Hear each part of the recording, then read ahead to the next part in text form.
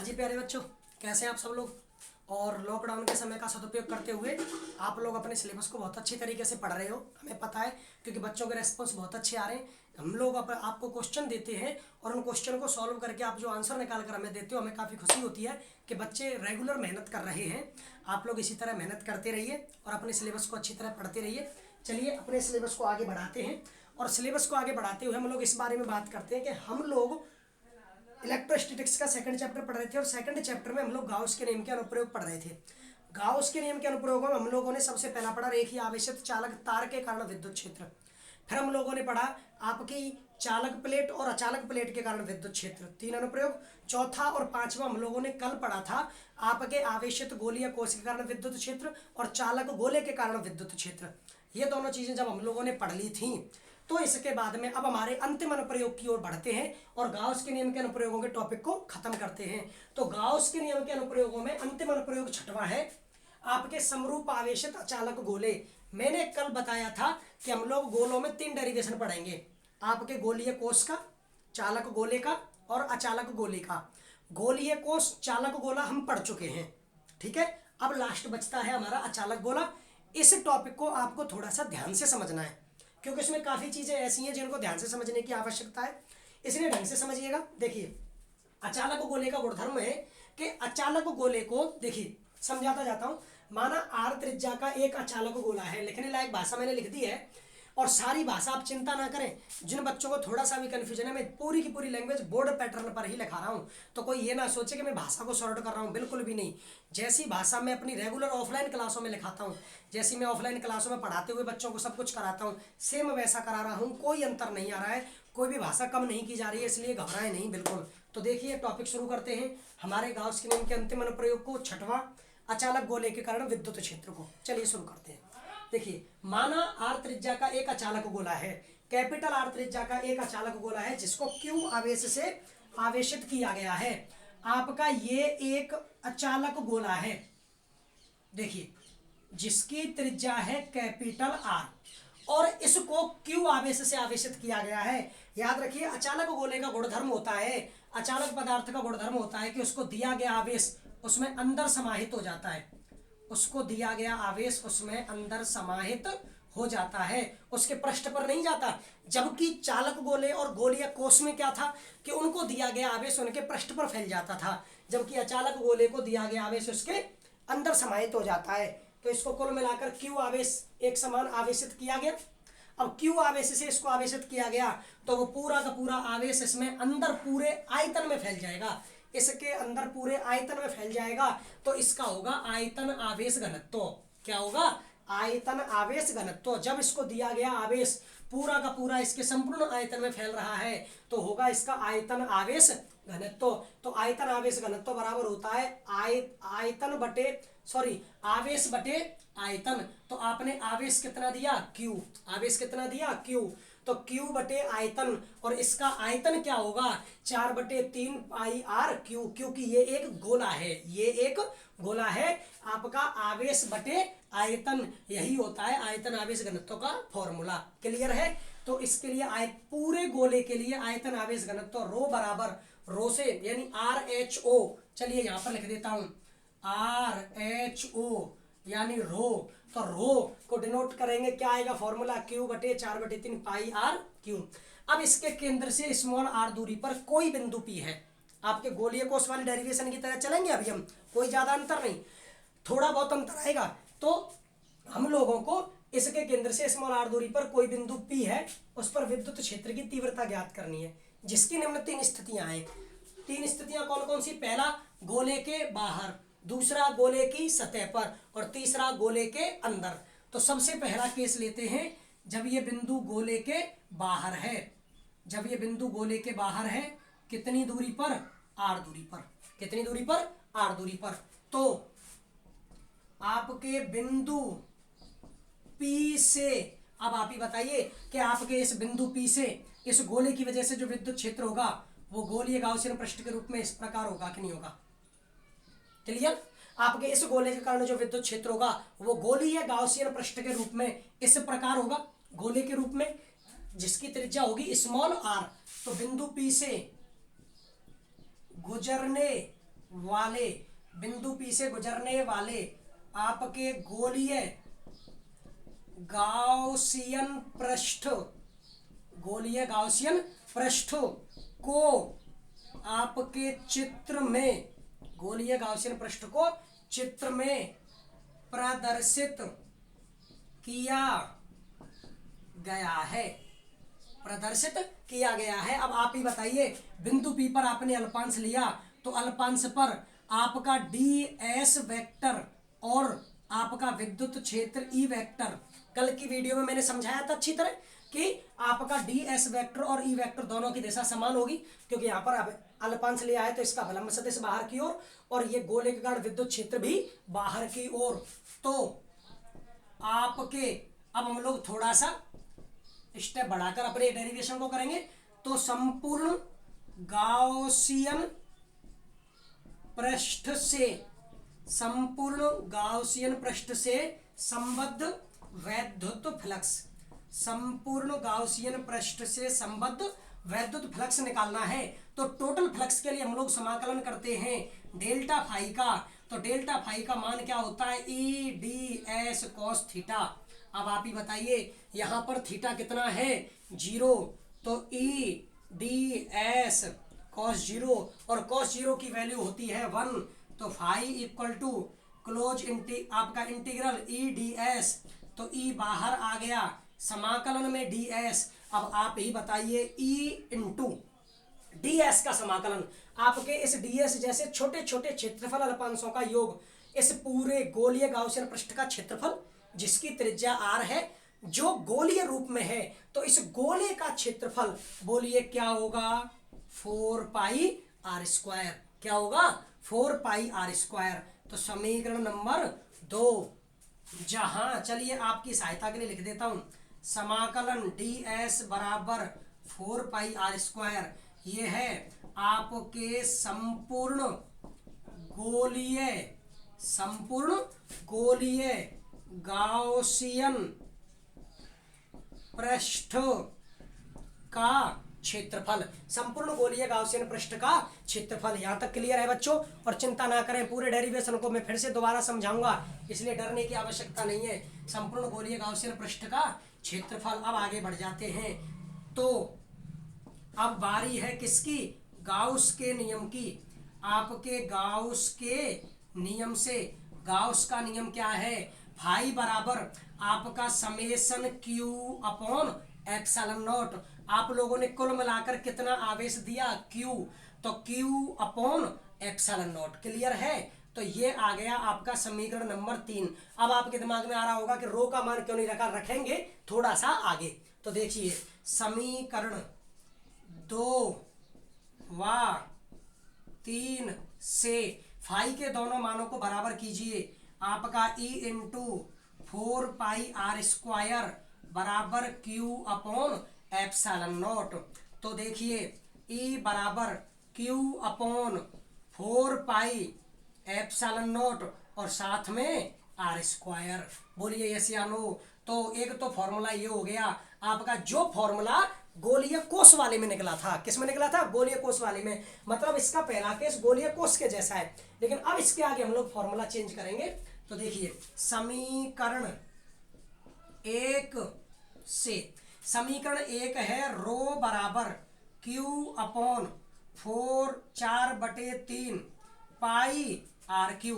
तो यहां से क्यू का मान निकालिए, तो rho into 4/3 pi R cube. तो आप ऐसा करिए, रो का मान, रो आपसे, रो का नहीं क्यू का मान आप किस में रखोगे, समीकरण किसमें, आपका ये चौथा समीकरण 4 में रखने पर आप लोगों को रो का मान समीकरण 4 में रखना है। तो आपका ई का फॉर्मूला था क्यू बटे 4 pi epsilon naught R square. Clear है? अब आप क्यू का मान लिखोगे, तो बराबर क्यू का मान है rho into 4/3 pi R cube, और नीचे क्या है 4 pi epsilon naught R square. 4πε0r²। अब आप दिमाग लगाइए, मैंने इसी डेरिवेशन में कहीं ना कहीं कोई मिस्टेक की है। अब अगर आप लोग पढ़ रहे हो ध्यान से, पूरी क्लास देख रहे हो, तो मिस्टेक का पता चल जाएगा। आप मिस्टेक का गौर कीजिए। मिल गई? चलिए मैं बता देता हूं। मैंने किसका मान लिखा? रो का मान। और रो का मान क्या है? Q/4/3 पाई कैपिटल आर क्यू। और मैंने क्या लिख दिया यहाँ पर? स्मॉल आर, तो कैपिटल आर क्यू। इसलिए ध्यान से पढ़िए, कहीं भी मिस्टेक कर सकता हूं मैं, और वो मिस्टेक आप लोगों को चेक करनी पड़ेगी, अन्यथा कोई भी आपको कुछ भी गलत पढ़ा जाएगा, वही पढ़ लेंगे। नहीं, आप लोगों को पूरे ध्यान से पढ़ना है। तो मैं ऐसी गलतियां बार बार करूंगा ताकि आपका ध्यान बना रहे, आप ध्यान से देखते रहें। तो रो बराबर 4/3 पाई कैपिटल आर क्यू। तो बताइए मान रखोगे तो ये आएगा कैपिटल आर क्यू। 4 से 4 कट गया और पाई से पाई, तो ई बराबर क्या निकला? रो अपॉन 3 नीचे आएगा एप्सिलॉन नॉट आपका कैपिटल आर क्यू बटे small R square, capital R cube बटे स्मॉल आर स्क्वायर। तो अतः आपके अचालक गोले के बाहर विद्युत क्षेत्र, चिंता ना करें मैं सब कुछ दोबारा समझाऊंगा। तो आपके अचालक गोले के बाहर विद्युत क्षेत्र, चलिए वेक्टर बाद में लेंगे। तो एक तो निकला, क्या फॉर्मूला निकला आपका गोलीय कोश की तरह? Q/4πε0r²। और दूसरा क्या निकला? ρ/3ε0 capital R cube into capital R Q upon small R square. आपका अगर आप वेक्टर फॉर्म लोगे तो यहां पर आर कैप और यहां पर भी आर कैप। क्लियर है भाइयों? तो देखिए, अब ये तो रहा पहला केस। अब बात करते हैं इसके दूसरे केस की। अब यदि आपका बिंदु P अचालक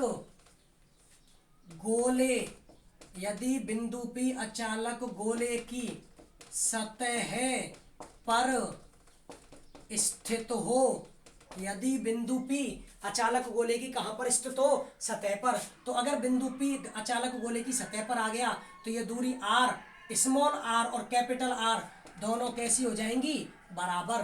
दोनों कैसी हो जाएंगी? बराबर। तो आपका फॉर्मूला क्या आएगा? तो ई सरफेस बराबर, रखिए मान स्मॉल r की जगह पे कैपिटल R स्क्वायर। तो एक फॉर्मूला आएगा Q/4πε0 कैपिटल R स्क्वायर, ठीक है, और R कैप। एक फॉर्मूला तो ये निकला हुआ। दूसरा ई सरफेस बराबर, क्योंकि ये तो ई आउटर पोजीशन पर है, ρ/3ε0 इंटू में कैपिटल आर क्यू, नीचे स्मॉल आर की जगह पे कैपिटल आर, तो कैपिटल आर स्क्वायर। तो 2r से 2r कट गया, तो ई सरफेस बराबर क्या निकला? ρ/3ε0 और इंटू में कैपिटल आर, ρ/3ε0 इंटू में कैपिटल आर। क्लियर है? तो अब इसको मैं एक बार पूरा दोबारा समझाता हूं, तब उसके बाद हम लोग शुरू करेंगे इसका तीसरा केस। तीसरा केस कौन सा? जब बिंदु अचालक गोले के अंदर स्थित हो। जब आपका बिंदु अचालक गोले के अंदर स्थित हो, तो देखिए समझिए आप आराम से। हम लोगों को एक अचालक गोले के कारण विद्युत क्षेत्र ज्ञात करना है। उस अचालक गोले की त्रिज्या है कैपिटल आर, और इसको कुल मिलाकर कैपिटल क्यू आवेश दिया गया है। अचालक गोले को दिया गया कुल मिलाकर आवेश उसके अंदर समाहित हो जाता है, उसके अंदर समाहित हो जाता है। अब इसके केंद्र से स्मॉल आर दूरी पर किसी बिंदु P पर मुझे विद्युत क्षेत्र ज्ञात करना है। तो उसकी 3 स्थितियां संभव है। सबसे पहले वह अचालक गोले के बाहर हो, दूसरा अचालक गोले की सतह पर हो। तो अगर वो बाहर है तो बाहर स्मॉल आर दूरी पर बिंदु P है, जहां से गुजरने वाले गोलीय गाउसियन पृष्ठ को मैंने व्यक्त कर दिया। तो अब इससे संबद्ध वैद्युत फ्लक्स, तो delta phi E D S cos theta का समाकलन। अब ई और डी एस में कोण कितना? 0, तो कॉस 0 की वैल्यू 1, तो ई डी एस का समाकलन, तो गाउसियन पृष्ठ का पूरा क्षेत्रफल क्या आएगा? 4πr²। फिर किसकी बारी है? आपके गाउस के नियम की। तो फाई बराबर capital Q upon epsilon not. समीकरण 2 और 3 से मानों को बराबर कर लिया, तो ई बराबर निकला Q/4πε0 इंटू में स्मॉल आर स्क्वायर। अब मुझे यहाँ पर Q का मान लिखना है आपके समीकरण 1 से, यानी आयतन आवेश घनत्व से। आपका आयतन आवेश घनत्व बराबर आवेश बटे आयतन, और किसका आयतन, इस गोले का आयतन। तो देखिए Q बराबर rho into 4/3 pi R cube. Q का मान रखेंगे तो Q का मान रखो यहाँ पर rho into 4/3 pi capital R cube. 4 से 4 कट गया, पाई से पाई, तो ये तो फॉर्मूला रहेगा ही। और इसके अलावा फॉर्मूला क्या आया, रो अपॉन 3 बचा और एप्सिलॉन नॉट, और कैपिटल आर क्यू बटे स्मॉल आर स्क्वायर। तो अचानक गोले के बाहर विद्युत क्षेत्र क्या निकला, या तो Q upon 4 pi epsilon naught R square, या फिर rho upon 3 epsilon naught capital R cube बटे स्मॉल आर स्क्वायर। क्लियर। उसके बाद अगर बिंदु अचालक गोले की सतह पर स्थित हो, अगर बिंदु अचालक गोले की सतह पर स्थित है तो सतह के लिए स्मॉल आर बराबर क्या लिख दिया, कैपिटल आर। पहले इस फॉर्मूले में कैपिटल आर लिखा तो ये फॉर्मूला बन गया, और जब इसमें कैपिटल आर लिखेंगे स्मॉल आर की जगह पे तो 2 आर से 2 आर कट गए, 1 आर बचेगा। ऊपर आर क्यू है, नीचे आर स्क्वायर है, तो 1 आर बचा। इस तरह ये सतह पर भी विद्युत क्षेत्र निकल कर आ गया। क्लियर है बच्चों। अब हम लोगों ने 2 स्थितियां पढ़ ली, तो अब हमारी बारी है तीसरी स्थिति की, जब हमें अचालक गोले के अंदर विद्युत क्षेत्र निकालना है। तो अब देखिए, अब हम तीसरे केस के बारे में पढ़ते हैं, और तीसरे केस के बारे में पढ़ते हुए आप वीडियो पॉज करके लिख सकते हो आराम से, और नोट्स आपको बनाने हैं। चलिए अब हम लोग अंदर वाली स्थिति की बात करते हैं, ध्यान से पढ़ेंगे, कोई भी लापरवाही नहीं। देखिए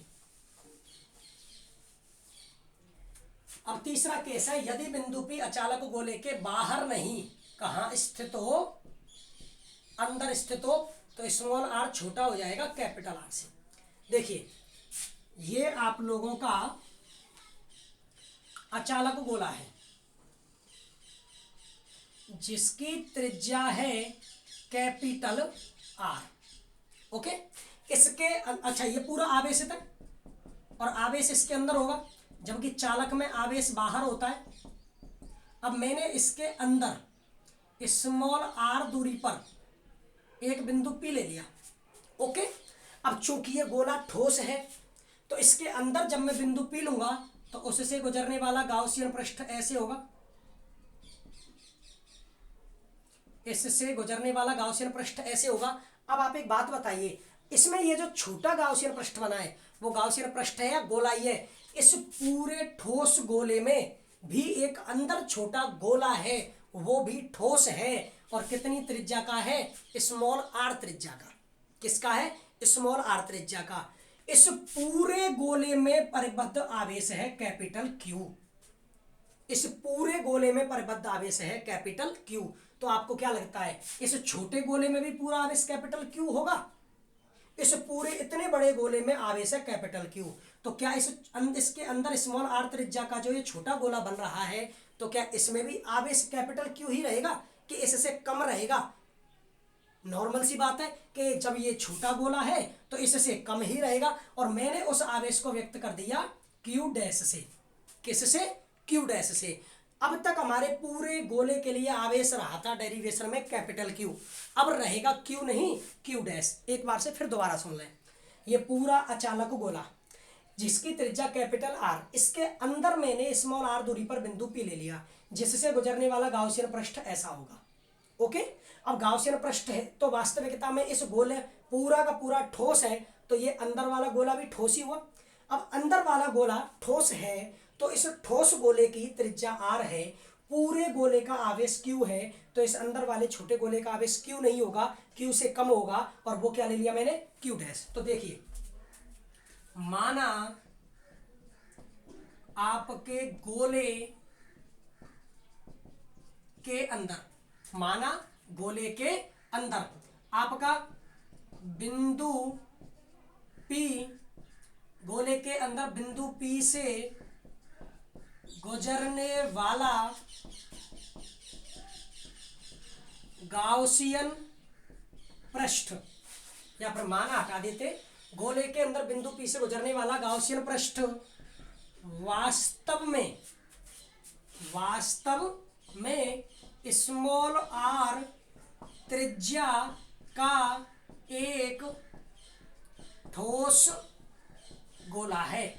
आराम से, कि गोले के अंदर बिंदु P से गुजरने वाला गाउसियन पृष्ठ वास्तव में स्मॉल आर त्रिज्या का एक ठोस गोला है, और जब ये स्मॉल आर त्रिज्या का एक ठोस गोला है तो इससे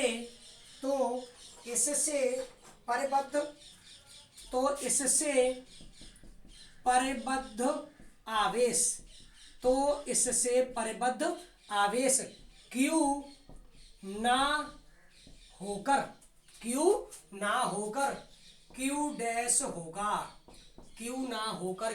डैश होगा। तो आपके संपूर्ण गाउसियन पृष्ठ से गुजरने वाला संबद्ध वैद्युत फ्लक्स। ठीक है, तो बताइए आपका फाई बराबर वही रहेगा E इंटू 4πr²। ये निकालना मैं पीछे केस में बता चुका हूं, पिछले डेरिवेशन में बता चुका हूं कि जब आप इसके लिए समाकलन करोगे तो इसके लिए आपके थीटा 0 होगा, क्योंकि इस बिंदु P पर E और ds वेक्टर दोनों समान दिशा में ही होंगे, और जब दोनों समान दिशा में होंगे तो दोनों के समान दिशा में होने पर ये है आपका E वेक्टर और ये है ds वेक्टर। ओके, तो E वेक्टर और ds वेक्टर आपके दोनों समान दिशा में होंगे तो थीटा 0 होगा, और ds का समाकलन इसका क्या होगा 4πr²। वाह, अब हम लोग बात करते हैं गाउस के। अब हम लोग 4 समीकरण लिख चुके हैं, तो ये 5वां हो गया। गाउस के नियम से तो फाई बराबर summation Q upon epsilon not. अब आप बताइए समेशन Q होगा या Q डैश? क्या होगा? Q dash upon epsilon not. Clear? चलिए समीकरण नंबर, तो अब यहाँ के बाद में लिख देते हैं समीकरण 5 से इस फाई का मान रखिए E इंटू 4πr² बराबर Q dash upon epsilon not. अब दिमाग लगाइए कि आप लोगों को इस Q डैश का मान लिखना है। फिर मैं एक बार कह दूं, दोबारा समझाऊंगा, समझ में नहीं आया तो टेंशन लेने की आवश्यकता नहीं है कि आप लोगों को Q डैश का मान लिखना है। तो देखिए, अब आयतन आवेश घनत्व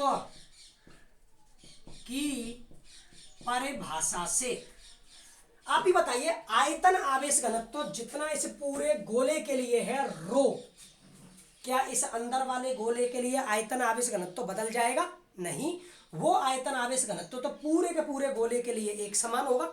अब एक समान होगा तो आयतन आवेश घनत्व की परिभाषा से रो बराबर, जब Q upon 4/3 pi capital R Q लिया, तो मैं इस अगर छोटे गोले के लिए लूं तो Q की जगह पर Q डैश और नीचे 4/3 पाई।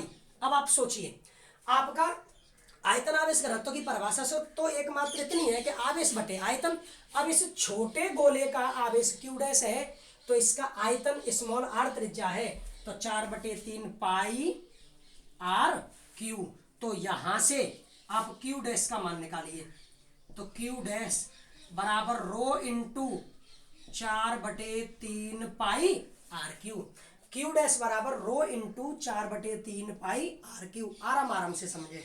अब आप लोग क्या कीजिए, समीकरण 1 से रो का मान रख दीजिए। Q डैश बराबर रो का मान Q बटे 4/3 पाई कैपिटल R Q, क्योंकि हमें फाइनल रिजल्ट तो कैपिटल Q में ही चाहिए, इनटू आपका 4/3 पाई स्मॉल R Q।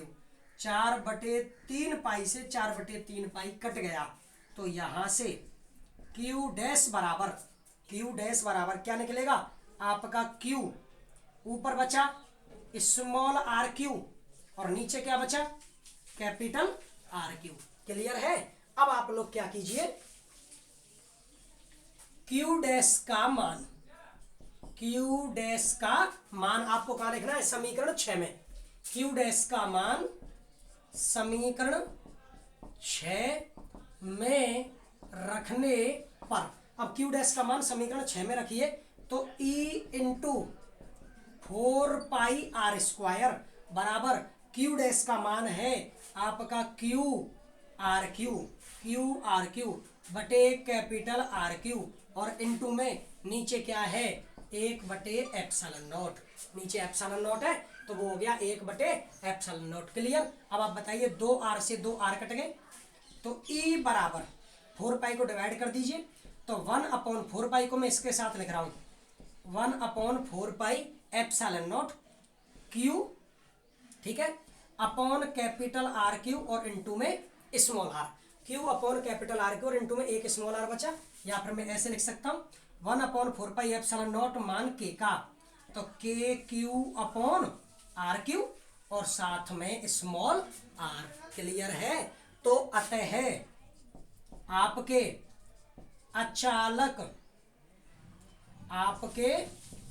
अचालक गोले के बाहर नहीं बच्चों, अंदर, और अचालक गोले के अंदर विद्युत क्षेत्र तो ई इन बराबर, बोलिए क्या निकल कर आ गया, के क्यू बटे कैपिटल आर क्यू और इनटू में स्मॉल आर। तो अतः आपका ई इन स्मॉल आर के समानुपाती, ई इन स्मॉल आर के समानुपाती। घबराने की बिल्कुल आवश्यकता नहीं, आप दोबारा समझें और मैं ये डायग्राम दोबारा बना देता हूं ताकि आप लोगों को समझ में अच्छी तरह आ जाएगा। चलिए, हमें अचालक गोले के अंदर विद्युत क्षेत्र ज्ञात करना है। ये आपका अचालक गोला है जिसकी त्रिज्या है कैपिटल आर, जिसकी त्रिज्या है कैपिटल आर। अंदर वाले के इसको दोबारा समझा रहा हूं, जिसकी त्रिज्या है कैपिटल आर, इसके अंदर स्मॉल आर त्रिज्या पर मैंने बिंदु P ले लिया, स्मॉल आर त्रिज्या पर बिंदु P ले लिया और इससे गुजरने वाला गोलीय गाउसियन पृष्ठ ऐसे होगा। अब चूंकि अचालक गोला है तो आवेश इसके अंदर समाहित होगा एक समान रूप से। क्लियर है। अब आप ही बताइए, इस पूरे गोले का आवेश है कैपिटल क्यू, तो इस ठोस गोला, क्योंकि अचालक गोला ठोस है, तो ठोस गोले में जो अंदर स्मॉल आर त्रिज्या का गोला बना, क्या वो खोखला होगा? वो भी ठोस होगा, और वो भी ठोस होगा तो उसमें भी आवेश होगा, और वो आवेश क्या ये क्यू होगा या क्यू से कम होगा? वो क्यू से कम होगा, और उस आवेश को मैंने व्यक्त कर दिया क्यू डैश से। किससे व्यक्त कर दिया? क्यू डैश से।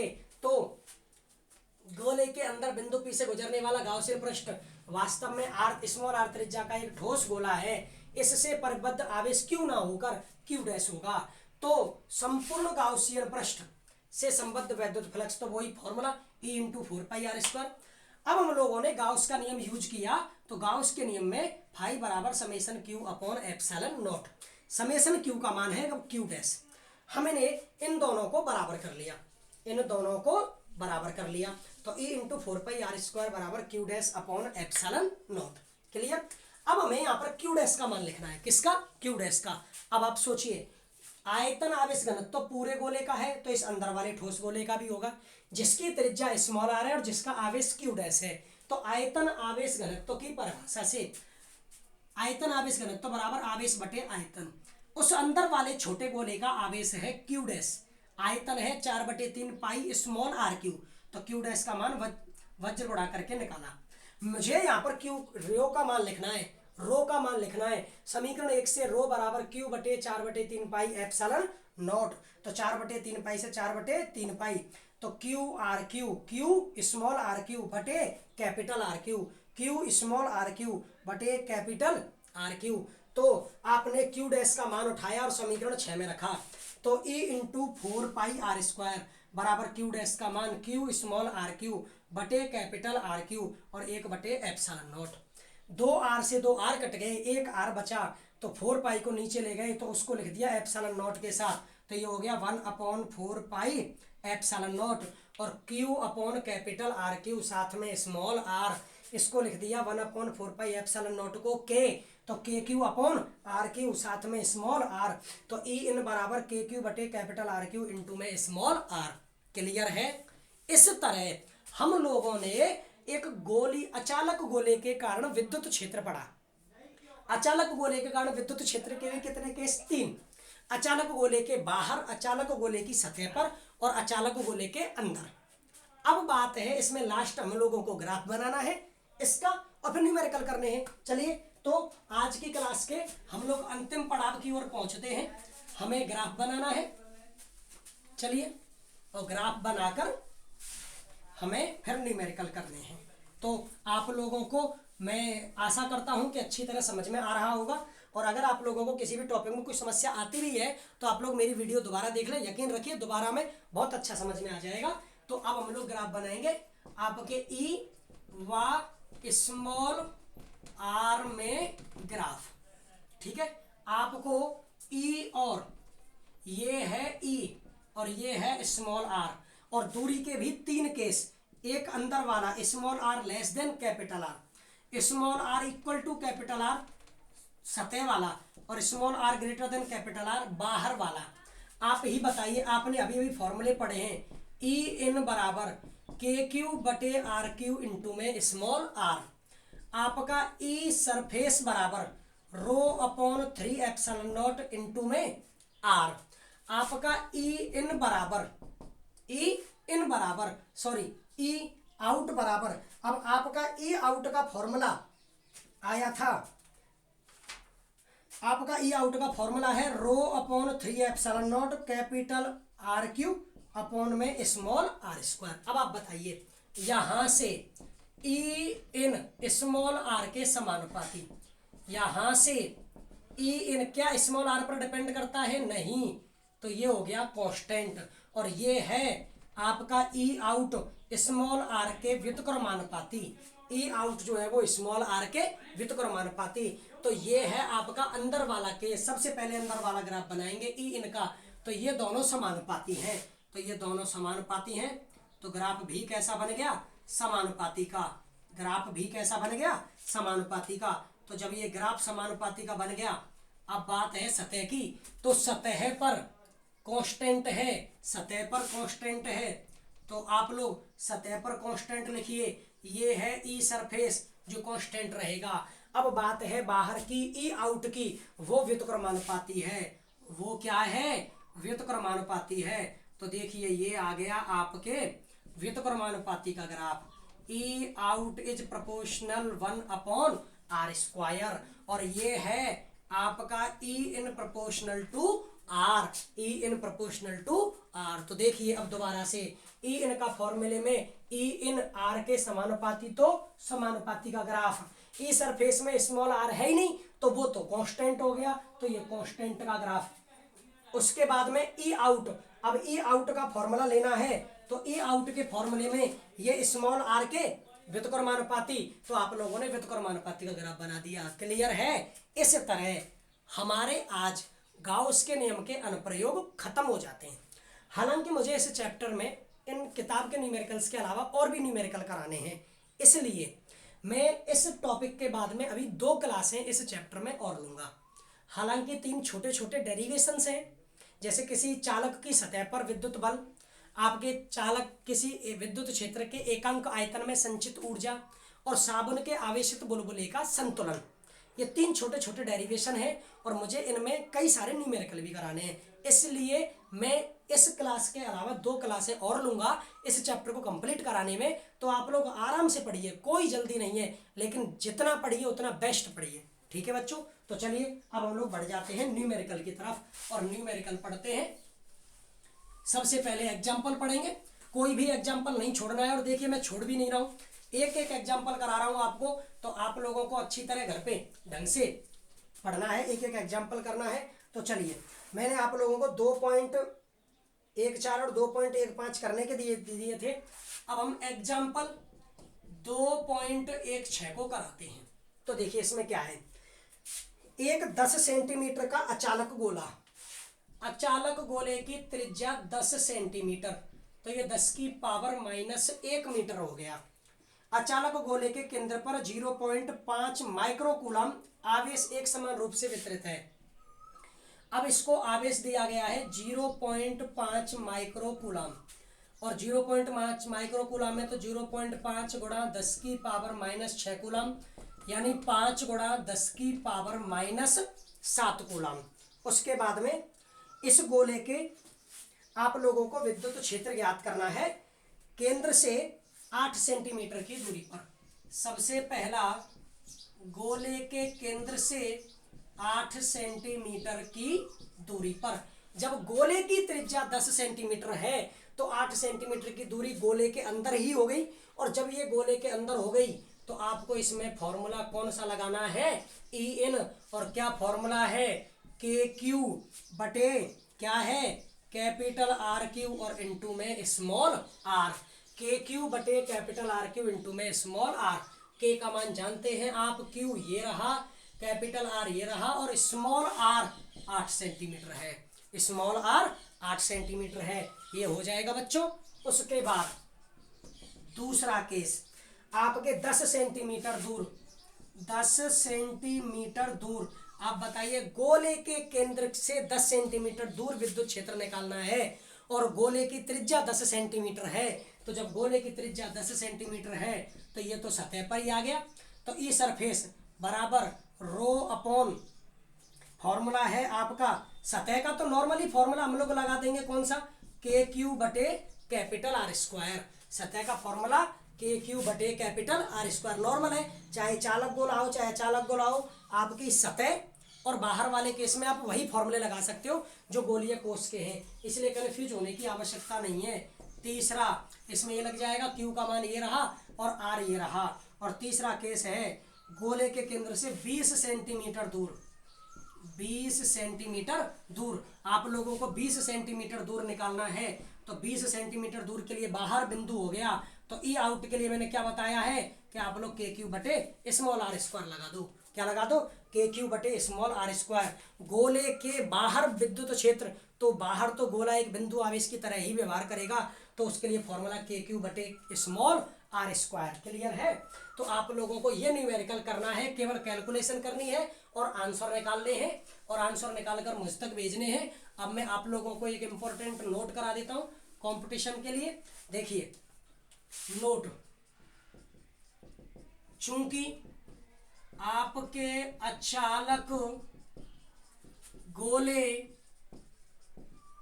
के अंदर, अचालक गोले के अंदर विद्युत क्षेत्र आप लोगों ने पढ़ा है ई एन बराबर के आपका रो upon 3 epsilon not, row upon 3 epsilon naught और इनटू में स्मॉल आर, या फिर मैं ऐसे कह दूं अचालक गोले के अंदर विद्युत क्षेत्र आप लोगों ने पढ़ा है के क्यू बटे कैपिटल आर क्यू और इनटू में स्मॉल आर। तो आपको निकालना है, तो गोले के केंद्र पर, तो गोले के